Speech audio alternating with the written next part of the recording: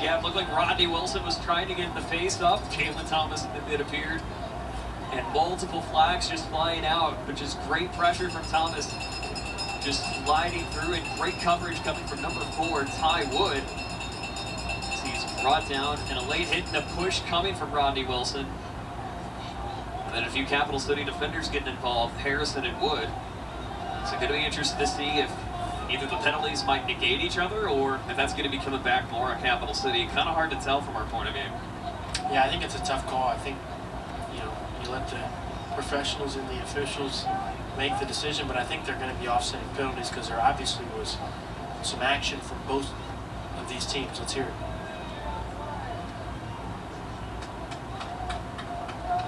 Yep, they're going to offset.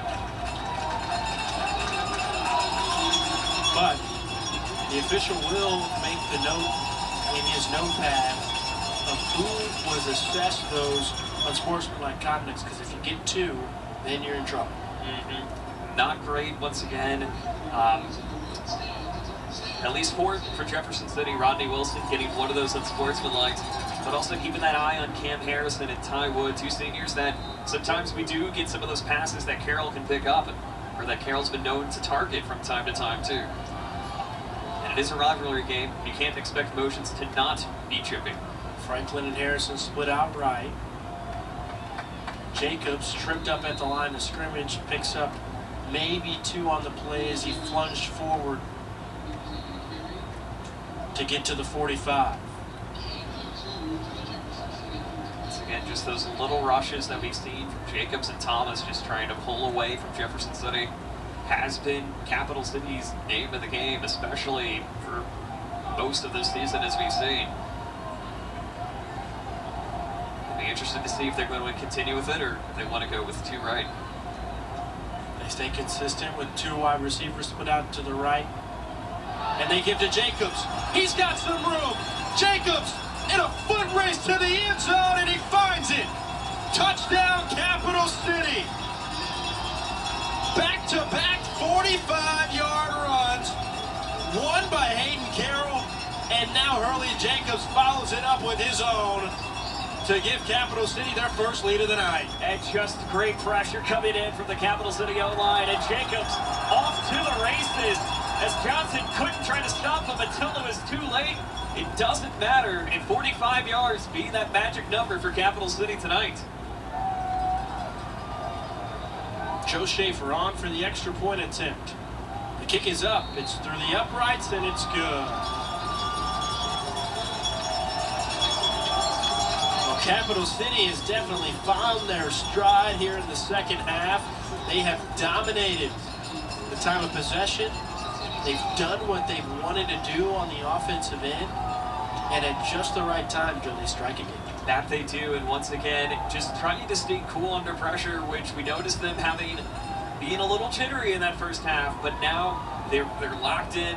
They've got their guys they want locked in, and now it's the home team that's feeling just a little bit of nervousness. As we can take a look at the 2 touchdowns that have come in. First from Carroll to start off Capital City's first drive, just sneaking past and moving forward with 2 escorts getting him in. And then the handoff to Jacobs. This is what he's known for, sneaking past 2 O-linemen, running as a foot race, and running Capital City to the lead. And now, just like that, Capital City holding their first lead ever against Jefferson City, we might add. A huge moment for this Capital City program. A huge momentum swing in this game. But the question is, Joe, can their defense hang tough against a Jefferson City offense that has still found a way to be creative here in the second half? Fielded by Lewis. Lewis swarmed. And the first one on the scene was Joe Schaefer, and look at that Capital City bench. Unbelievable attacking, and Joe Schaefer has been turning it on here in the second half. And not only Schaefer leading the attack, but having 2 other men. It's number 37 for Capital City. Davis helping Schaefer out on the tackle, and just like that, what could have been starting out at maybe the 20 or 25-yard line, pushing them back closer to the 19.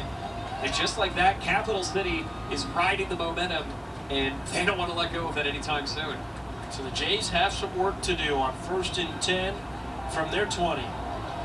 Pass out right to Wings, and it's incomplete. None other than Joe Schaefer on the pass breakup. I mean, this kid's everywhere. He's the big attacker on both sides of the ball, and special teams, we might add, too. Yeah. We were talking about how Thomas has been the spark plug for Capital City. I'd argue to say Joe Schaefer might be that guy, especially in the second half. But I want to see how Jefferson City can respond. They have more attackers that they can run with. Won't be shocked if they go to the air here. Wings and Tadson split out to the right. They pitch it right. Here's Wilson.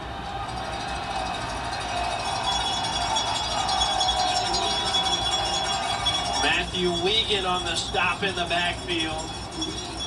And Jefferson City has nowhere to go. And just incredible stopping now with a third. It's just once again a third down for Jefferson City.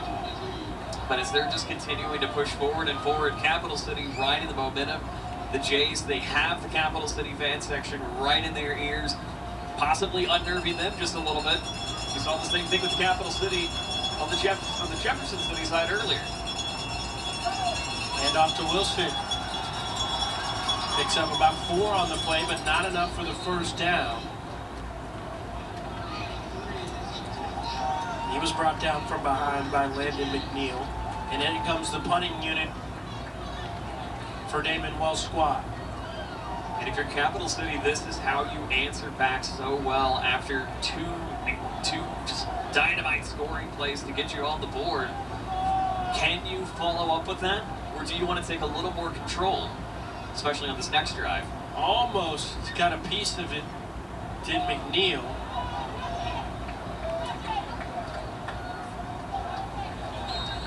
But Harrison will let this one bounce inside the 20. It's down at the 19. That's one thing that Capital City, if they would like to improve on anything in the first 3 quarters of play, probably fielding those punts. And one of the reasons I say that, Joe, is because you field them at the 35, at the 40, where they land, instead of letting them get that lucky bounce. You back yourselves up. It hasn't hurt him as much as you would think, but it's still a point that a coach would make. Absolutely. It just, instead of just trying to go for the bounces and letting it roll to the other side, just taking that time and pressure just to field it yourself if you can, and give yourself a little bit more breathing room if things go wrong. Spicy. First down run for Capital City was a big one. 7-yard pickup on the play. Brings up 2nd and 3. They can really control the clock here, can Capital City, with their running attack and their cadence of how they get to the line and how much time they let run off the play clock. Carroll keeps it, but this time he's met at the line of scrimmage by Ryan Tadson. Big collision there. You can hear it from our broadcast spot.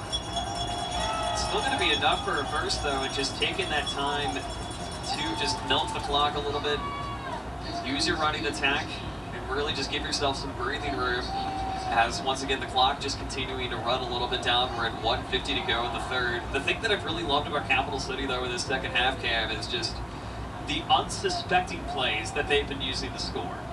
The rushes when you least expect it, and also, too, the offensive pressure playing an impact as well. This time Thomas gets the carry. Across the 30 up to the 35-yard line to slice that 10 yards in half to make it 2nd and 5. Nearing a minute to go here in the third.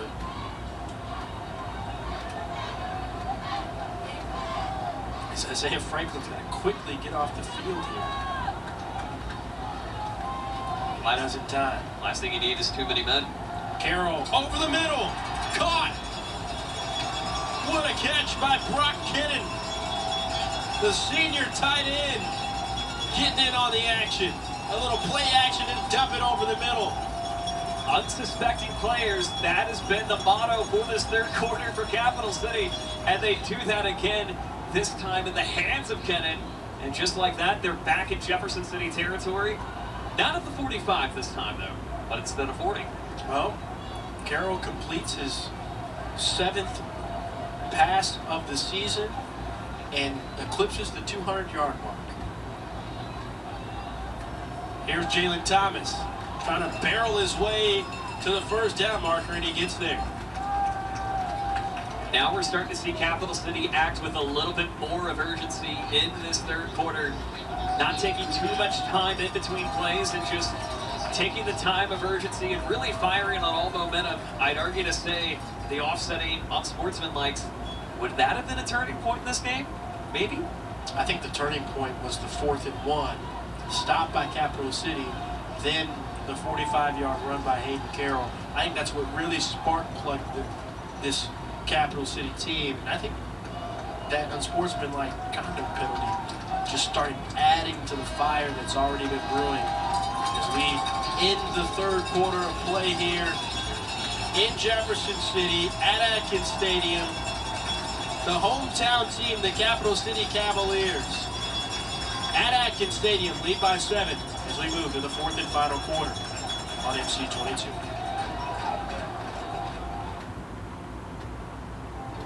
Extreme Internet is honestly just a better product. It's a better service all around. There's so much to it. A lot of the compliments we get, they love how the service is super fast. They can get up to 1 gig speed. It's the fastest internet I've ever had.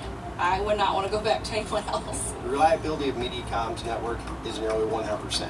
It's always on, it's always there, ready whenever you want it. Trust the pros. Get Extreme Internet starting at $19.99 a month for a year.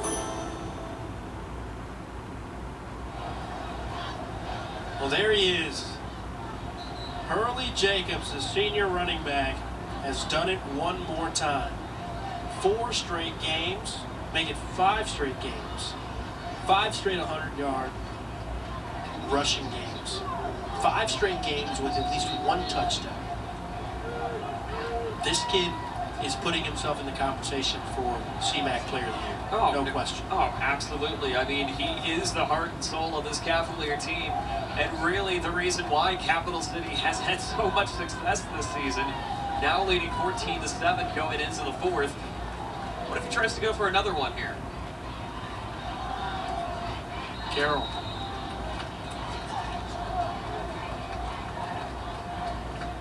No score limit.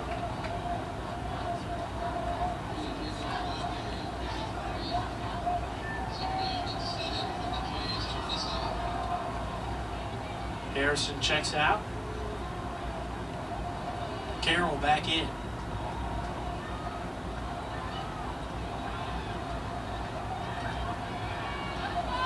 Carroll now looking to go under center. I'm looking at the 2 right.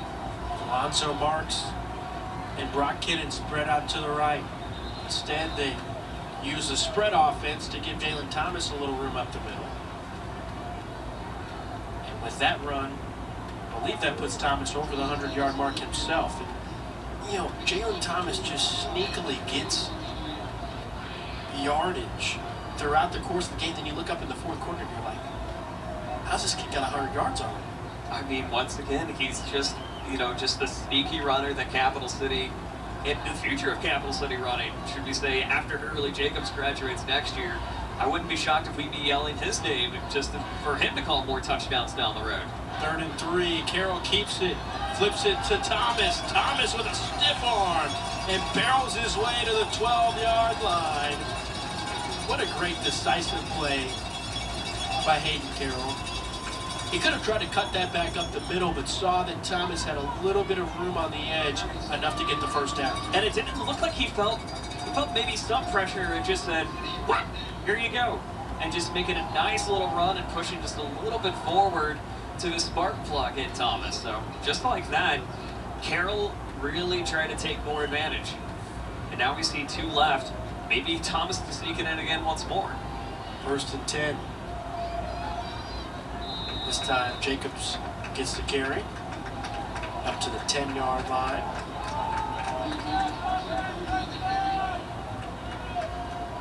And look, if Capital City punches this in, I think the air raid attack goes into effect for Jefferson City, where they feel like they need to start letting Jacob Wilson let the ball fly through the air. The problem is he hasn't done it all that much today. Less than 5 passing attempts on the day for Jefferson City.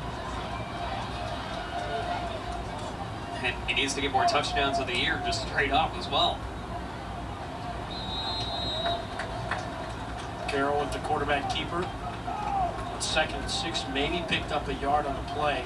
And now a big 3rd down here for Capital City, because this play here can really determine the balance of this game, Joe. Capital City also just really efficient on 3rd down too, going 3 for 7 so far this evening.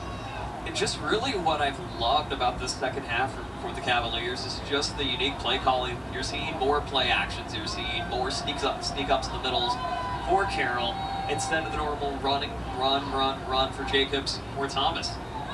Hayden Carroll finds his way to the end zone for the 2nd time tonight on 3rd and 6 from the 10. Number 7 picks up 7. And just another great sneak for Carroll. That's been his bread and butter here in the second half. Going in without ease. They were looking to target Jacobs, but they said no. It's Carroll riding the team on his shoulders. And just like that, Capital City now up 2 possessions here in the middle of the 4th quarter. Kick is up through the uprights and good. 21 unanswered points for the Capital City Cavaliers. And it all started with their defense that translated to offense. And with 8:46 left to go in this game, we'll be back in just a minute on MC22.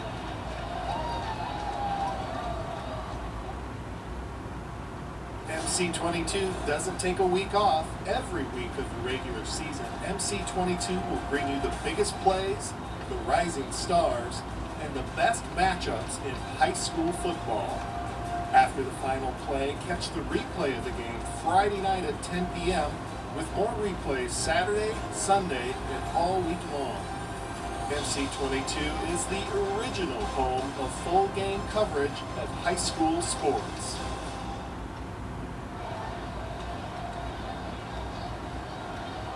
We're back at Atkins Stadium as we take a look at the Bolt update of the game.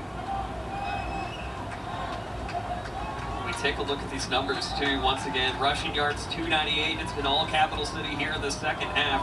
Jefferson City only hold to 138, 25 passing yards. No turnovers, but the 3rd down conversion's a big game changer for the Cavaliers. 5 for 9 this evening.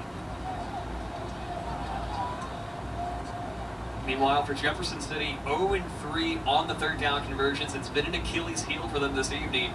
And also, too, one thing I just want to note, the Capital City defense just really lighting up after Hayden Carroll's first touchdown to get things going in the second half. It's been 21 unanswered, and the momentum is riding high in Cavalier country. Don't forget, folks, that game overview presented by Mediacom Bolt takes you fast further. Be among the first in your community to get lightning fast internet by pre-registering at MediacomCable.com/Bolt. And that kickoff bolted out of bounds, which resulted in a penalty that'll have Capital City in a tough position defensively, as Jeff City will start from the 35-yard line. It's a great field position if you're Coach Damon Wells. And we talked about it before going to the break, is that the aerial attack would definitely need to come in force as you're down 2 touchdowns. You've got 9 minutes to work with. Not the worst situation, but it looks like we're going to re-kick it. Yeah, it's a false start, says producer James Stanley, who has sometimes a little bit more keen eyes up here than we do. So, and it was a false start. Yeah. Well, I mean, once again, the best producer in the game, just keeping an eye, even as we talk even more. But now we're going to see Capital City just once again resetting. Now an opportunity for them to pin Jefferson City a little bit deeper too. Another opportunity. The Swiss Army knife of this Capital City Cavalier team, Joe Schaefer, to kick things off. Young man is averaging close to 10 tackles per game. He just finds a way to impact this game on all levels. This kick is fielded and taken up to the 40-yard line. Jaden LaViolette on the return. And essentially where they would have started had a penalty been enforced on the kick out of bounds. Actually, plus 5 yards to Jefferson City's favor. Either way, they've got 60 yards to score. 8:36 left to play with 3 timeouts. The time for being conservative with the run is over for David Wells and co. They've got to let Wilson start throwing the football. Absolutely. Wings motions right. Long pitch over to the right side, but he is swarmed in the backfield. Wiegand was there. McNeil also in there as well, too. Alongside McNeil, and both those guys really have shown that they are the anchors of this defense, especially in the middle. I think their defensive backs and their secondary is a little young, but the middle of that defensive core has shown it big tonight. I mean, there's a reason why they're averaging, with McNeil averaging just under 12 tackles a game and Wiegand under 11 as well. Double handoff.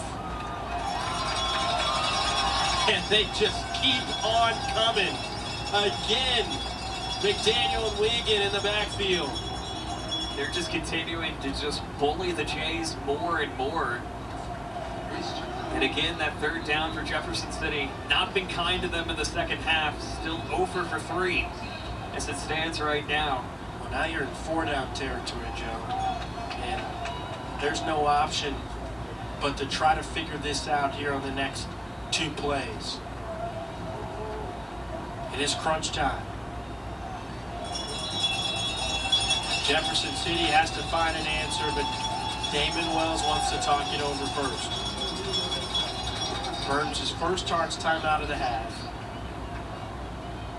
And a wise timeout. This is the biggest play of the game for you. No question. Your home crowd's behind you. Even though you're the away team, your home crowd's behind you. They're cheering you on. They're bringing you energy. You've had a really tough second half. Haven't seen anything going in the positive. But I think it's been credit to Capital City for what they've been able to do on the offensive and defensive end. I think that's what's really troubled Jefferson City in the second half. Absolutely, and if there's been one man that's been giving the nightmares for Cat 4 Jefferson City, it's this guy, Hurley Jacobs. Again, averaging nearly 200 yards per game, getting quite a few actions on the yards tonight. Looking